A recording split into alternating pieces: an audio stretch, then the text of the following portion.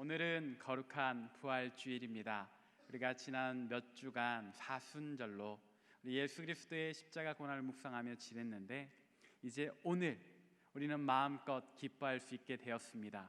왜냐하면 우리 구주 예수 그리스도께서 사망을 이기시고 우리에게 영원한 생명을 안겨주신 복된 날을 우리가 맞이했기 때문입니다.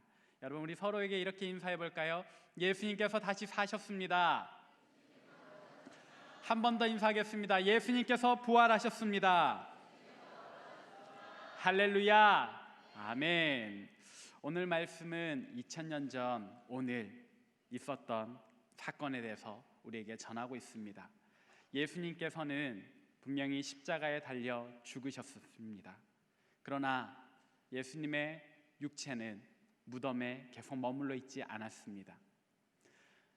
이미 몇 번 예고하셨던 대로 예수님께서는 죽음을 이기시고 다시 살아나셨습니다. 몇몇 여인들이 안식 후 첫날, 이 부활주일날 예수님의 무덤에 향품을 가지고 장례를 치르러 예수님의 몸에 시신 처리를 하러 찾아갔지만 비어있는 무덤만 발견하고 돌아왔습니다. 우리 주님께서는 부활 이후에 무엇을 하셨을까요? 몇몇 사람들을 만나셨습니다. 처음에는 소수의 사람들 만나셨고, 또 승천하시기 전에 약 40여일간 이 땅에 머무시면서 많은 사람들을 만나셨습니다. 예수님께서는 어떤 사람들을 만나셨을까요? 또 그들과 어떤 대화를 나누셨을까요? 부활하신 예수님을 만난 그 사람들의 삶은 또 어떻게 바뀌었을까요? 오늘 우리가 그와 같은 질문들을 가지고서 이제 말씀의 깊은 데로 나아가보자 합니다. 오늘 본문에서는 예수님을 만났던 세 종류의 사람이 등장을 합니다.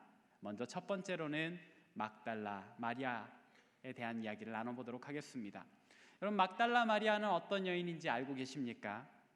우리 전해지기로는 예수님께서 한 바리새인의 집에서 음식을 잡수실 때 조용히 들어와서 자기가 소중히 간직해왔던 향유를 깨어 예수님의 발에 붓고 자기 머리카락으로 예수님의 발을 닦아드렸던 여인으로 생각합니다.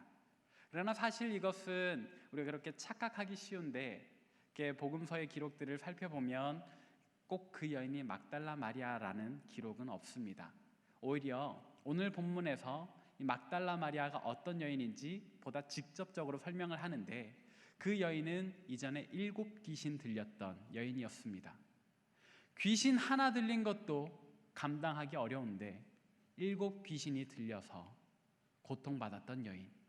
그러나 언젠가 예수 그리스도를 만나서 그 안에 들어있던 귀신이 다 나가고 온전케 되는 완전한 회복을 경험했던 그런 여인입니다. 아마도 그날 이후로 이 여인은 예수님을 열심히 따라다니며 예수님의 말씀을 청해 듣고, 또 자기의 재산으로 예수님의 사역을 돕고, 그리고 끝끝내 예수님께서 달리셨던 그 십자가 아래에서 예수님의 마지막 순간을 함께하며 오열했던 그런 여인이었을 겁니다.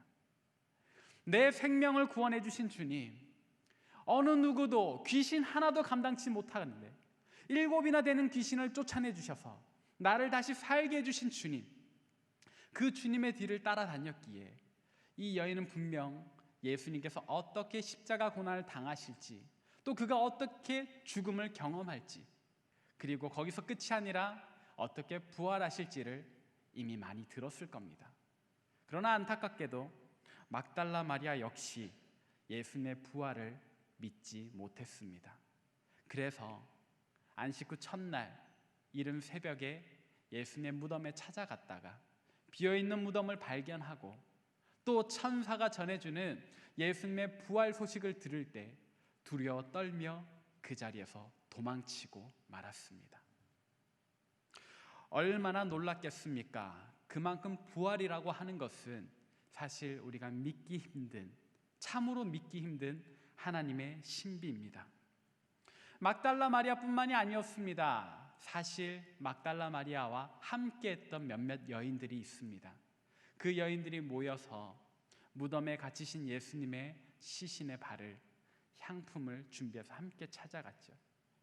그들이 정말로 예수님의 부활에 대한 소식을, 그 예고의 말씀을 믿었다면 장례용품을 준비해 갈 필요가 없었을 겁니다. 오히려 부활하신 예수님을 만나기를 희망하며 기대하며 기뻐하는 마음으로 나아갔어야 하는데 그들은 슬퍼하며 장례용품을 준비해 갔었죠. 그만큼 예수님의 부활, 이 초대교회 예수님의 사역을 직접적으로 도왔던 여인들도 믿지 못했다 이 말입니다. 그래서일까요? 예수님께서는 막달라 마리아에게 나타나셨습니다. 그리고 이 마리아가 느끼는 커다란 슬픔을 위로해 주셨습니다. 마리아야, 슬퍼하지 말아라. 내가 약속했던 대로 다시 살아났단다. 예수님의 부활에 대한 그 말씀을 들었으나 믿지 못했던 마리아. 그러나 이제 부활하신 예수님을 만나고 나니 그 마음이 새롭게 됩니다. 이제는 믿어집니다. 그래서 마리아는 어떻게 했는지 아십니까? 즉시로 자리에서 일어나 자기와 함께했던 여인들에게 예수님의 부활의 소식을 전하고 또 다른 제자들에게도 찾아가서 예수님 부활하셨습니다라고 목소리를 높였습니다. 그렇게 마리아는 이리저리 사방팔방 열심히 뛰어다니며 예수님의 부활에 대한 소식을 전했습니다. 오늘 본문에서 예수님께서 두 번째로 만난 사람은 누구였을까요?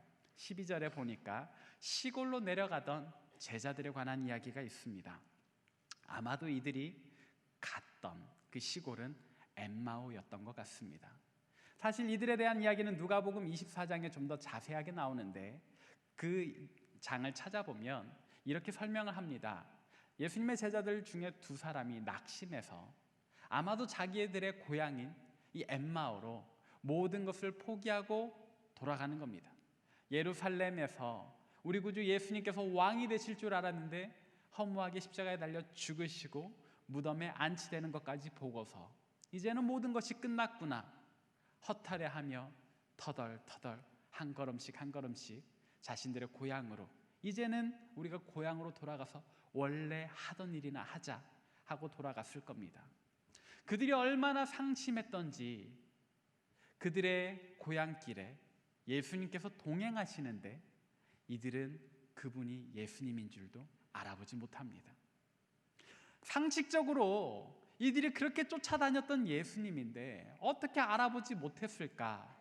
물론 성경이 그들이 알아보지 못한 이유를 직접적으로 언급하지 않기 때문에 우리가 추측해 볼 수밖에 없겠습니다만 몇 가지 이유를 추측해 보자면, 첫 번째는 부활하신 예수님의 모습이 이전과는 보다 영광스러워졌기 때문에 그랬을 것이다라고 생각해 볼 수 있겠고, 또 두 번째는 이들이 정말로 예수님 죽으셨다, 다시 살아나실 리 없다라는 이 부활에 대한 믿음이 전혀 없었기 때문에 함께 동행하는 이 사람, 가만히 보니 예수님과 좀 닮은 듯하지만 아닐 거야 라고 애써 부인하지 않았을까 싶습니다. 그래서 동행하시던 예수님께서 이보시오, 당신들 두 사람 지금 무슨 이야기를 합니까? 했을 때 이 제자들이 예수님에 관한 이야기를 하며 슬퍼하며 잠깐 물러서는 장면이 있습니다. 예수님께서는 이 두 제자의 모습을 보고 결국 크게 혼을 내셨습니다. 우리 이에 대한 말씀을 찾아보도록 하겠습니다. 누가복음 24장 25절부터 27절까지 말씀입니다. 함께 읽습니다. 시작. 이르시되 미련하고 선지자들이 말한 모든 것을 마음에 더디 믿는 자들이여, 그리스도가 이런 고난을 받고 자기의 영광에 들어가야 할 것이 아니냐 하시고, 이에 모세와 모든 선지자의 글로 시작하여 모든 성경에 쓴 바 자기에 관한 것을 자세히 설명하시니라. 아멘. 예수님 이들을 뭐라고 혼내셨습니까? 미련하고 선지자들의 말한 모든 것을 마음에 더디 믿는 자들아, 내가 숱하게 이야기를 했지 않느냐? 내가 십자가에 달려 죽을 것도 이야기를 했고 얼마 만에 사흘 만에 다시 살아날 것을 이야기를 했는데, 그렇다면 너희는 부활할 나를 기대하며 기다려야 하는데 너희 지금 어딜 가고 있니? 마음에 의심하며 더디 믿으며 고향으로 가고 있니? 이 어리석은 녀석들아라며 혼을 내시는 거죠. 그러면서 자기에 관한 이야기를 자세히 풀어주시는데 그 이야기를 한마디 한마디 듣다 보니까 이 두 제자의 마음이 변화되기 시작합니다.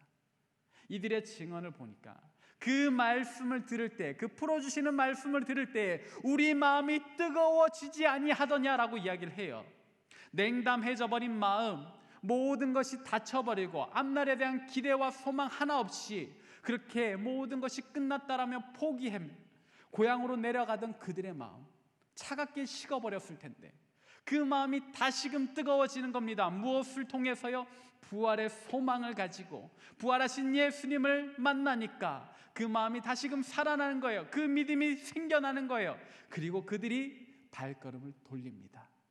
그들이 떠나왔던 예루살렘을 향해서요. 다시 돌아가고 싶지 않았을 예루살렘, 모든 것이 끝났다 생각했던 그 성읍으로 돌아가서 이 두 제자는 목소리를 높입니다. 예수님께서 다시 살아나셨다고 말입니다. 이전에 함께 사역했던 제자들을 만나서 우리가 다시 살아나신 예수님을 만났습니다라며 부활하신 예수님을 증거하기 시작했습니다. 오늘 본문에서 예수님께서 만나셨던 세 번째 사람들은 누구였을까요? 그것은 바로 예수님께서 직접 택하셨던 11 제자들입니다. 이들은 보다 예수님의 말씀을 깊이 새기고 또 그 말씀을 진실로 믿어야 하는 이들이었습니다. 왜냐? 그들은 정말 예수님의 기적의 현장에 함께 했기 때문이죠. 무엇보다도 예수님께서 죽음을 이길 권세가 있다는 것, 이들은 이미 경험했습니다. 언제요?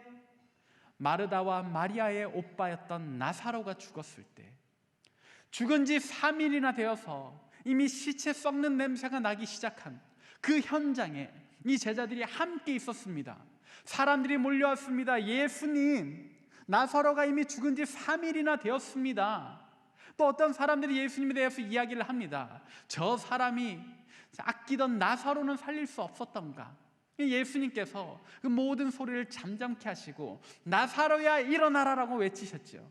그때 나사로는 수족이 배로 동동 묶여 있었는데 다시 살아납니다. 일어납니다. 그리고 예수님 앞에 서죠. 죽음을 이기시는 그 역사의 현장에 이 제자들은 이미 있었습니다. 나사로만이 아닙니다.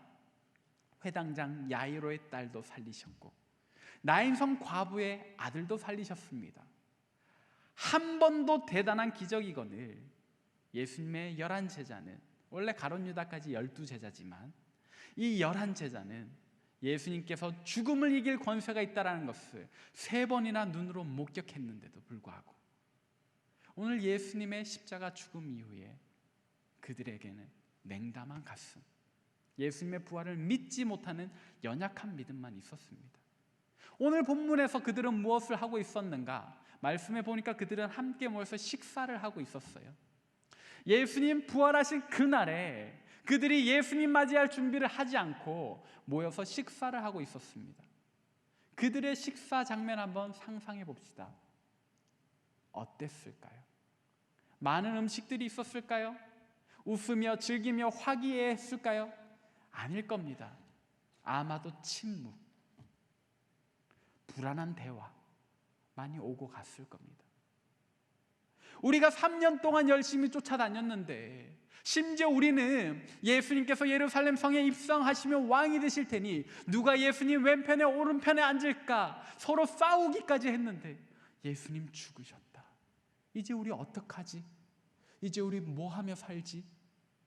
그렇게 앞날에 대한 두려움에 대화를 나누지 않았을까요? 부활하신 예수님 입장에선 정말로 한심한 제자들의 모습이죠. 그래서 예수님께서 그들에게 나타나셨습니다. 오늘 본 말씀 14절 우리 같이 한번 읽어보도록 하겠습니다. 시작. 그 후에 11 제자가 음식 먹을 때에 예수께서 그들에게 나타나사 그들의 믿음 없는 것과 마음이 완악한 것을 꾸짖으시니 이는 자기가 살아난 것을 본 자들의 말을 믿지 아니함일러라. 아멘. 예수님 이 제자들의 모습을 보고 막 화를 내시는 거예요. 왜냐하면 이 제자들의 어리석음은 앞에 말했던 막달라 마리아나 엠마오로 가던 2 제자보다 더했기 때문이죠.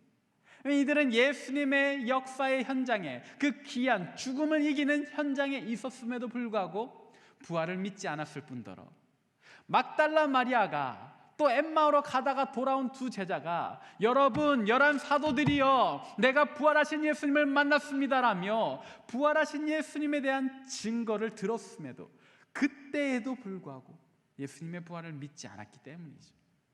예수님께서 이 11 제자들의 호통을 치는 거예요. 너희가 어떻게 내 말도 믿지 않고 또 부활한 나를 만났다고 하는 이들의 증언도 믿지 않느냐. 이 믿음 없는 자들아, 이 마음이 완악한 자들아, 이 바보들아 라고 이야기를 하시는 거죠. 부활하신 예수님을 만난 12 제자, 11 제자는 그들의 삶을 바꿉니다. 아무것도 남지 않았다, 불안한 미래다, 우리 이제 어떡하나, 침묵 속에 불안한 대화를 나누던 이 제자들은요, 우리가 잘 아는 대로 예루살렘 성 내에서, 유다 온 땅에서, 사마리아를 넘어 땅끝까지 복음을 전하러 달리기 시작합니다. 정확히는 예수가 다시 살아나셨다, 부활하셨다, 우리를 구원하셨다라는 소식이죠. 그 소식을 전하며 자신들의 평생을 바쳤습니다. 사랑하는 여러분, 막달라 마리아와 엠마오로 가던 두 제자와 예수님의 11 제자들, 오늘 본문에서 나타나는 이들의 공통점이 무엇인지 여러분 아십니까? 3가지가 있는데, 첫 번째는 그들은 이미 예수님의 부활에 대한 소식을 들었다, 부활하실 것을 예고하시는 것을 들었다는 거고요.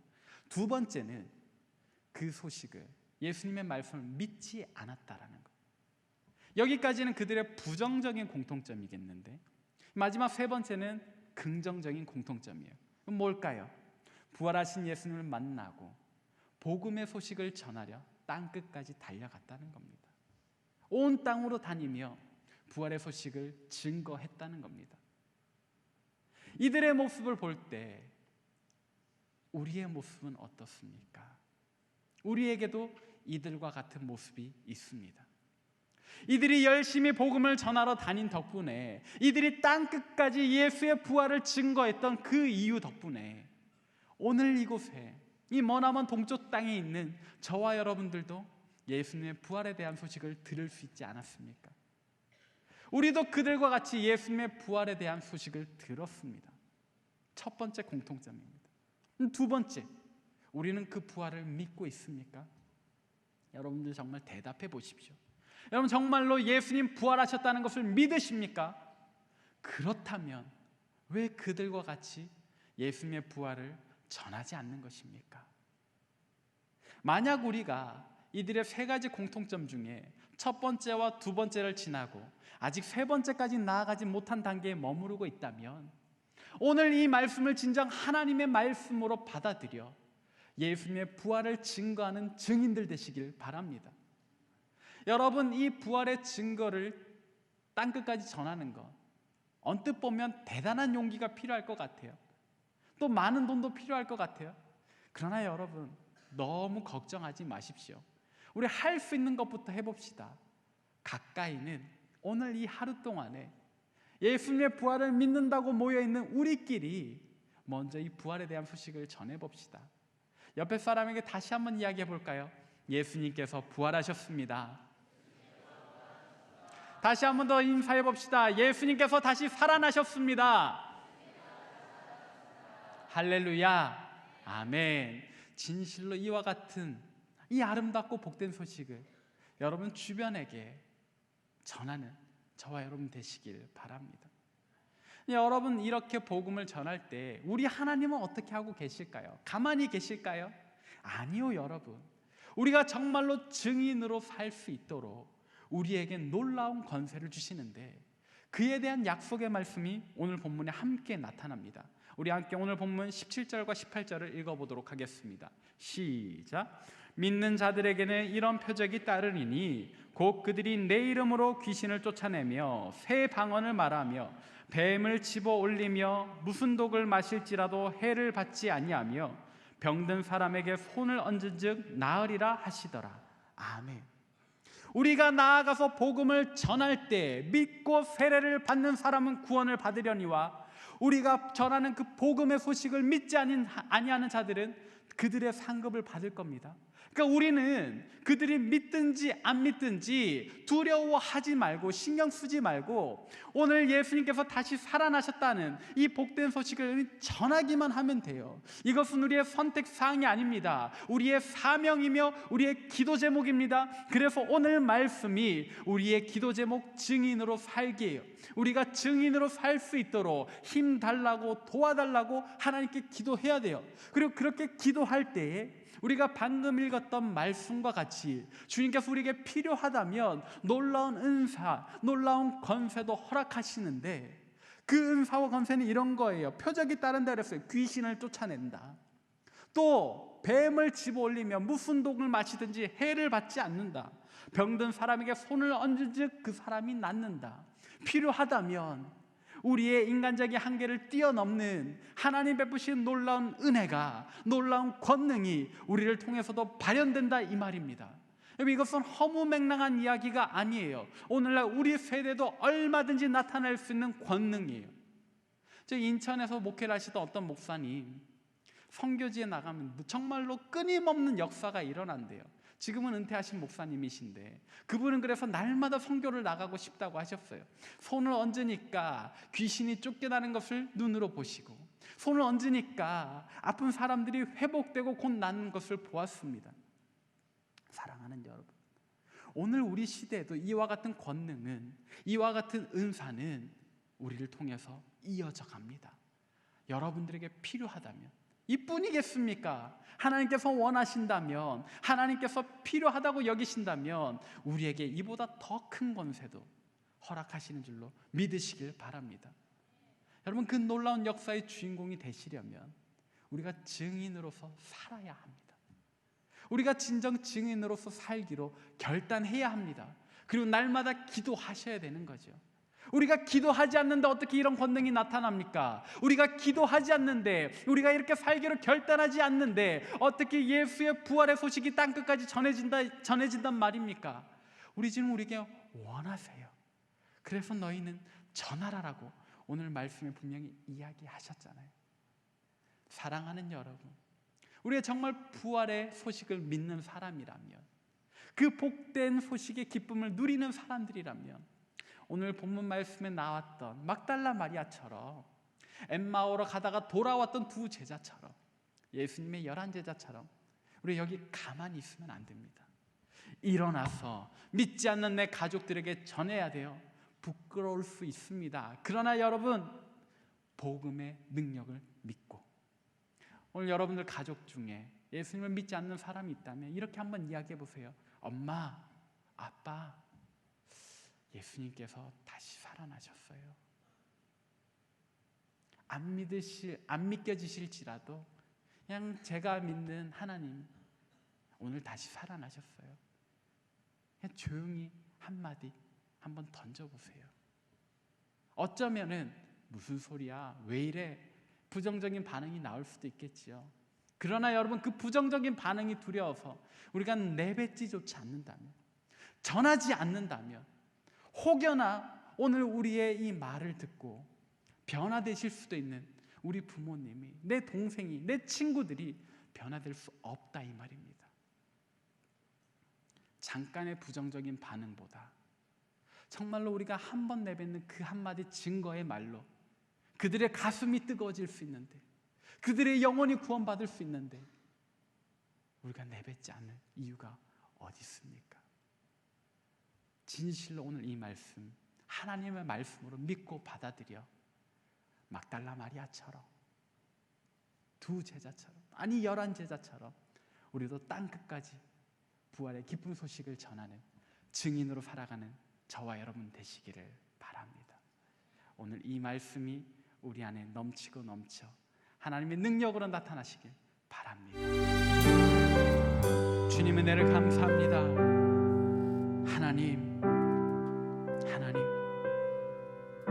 우리가 그리스도인이라 자부하며 자처하며 오늘 이 자리에 모여 있건만, 하나님 우리의 믿음을 돌아보니 부활의 소식에 대해서 온전히 기뻐하지도 않고 또 그 소식을 온전히 믿지도 못하는 모습이 있었음을 고백합니다. 하나님, 우리의 연약한 믿음을 용서해 주시고 오늘 말씀에서와 같이 우리도 그 부활의 소식으로 우리 가슴 뜨거워지게 하여 주시옵소서. 그리고 우리의 평생을 들여 부활의 증인으로 살아갈 수 있게 도와주시옵소서.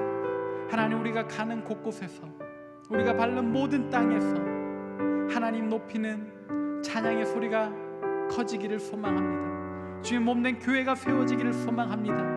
하나님, 우리가 진정 부활의 증인으로 살기로 결단하오니 우리에게 필요한 은사도 또 우리에게 필요한 돕는 손길도 한량없이 베풀어 주시옵소서. 그래야 아버지 하나님, 진정 주님께 영광 돌리는 하나님의 기쁨이 되는, 하나님께서 귀하게 사용하시는 주님의 백성들 되게 하여 주옵소서. 감사를 드립니다. 사랑 많으신 우리 구주 예수 그리스도의 이름으로 기도합니다.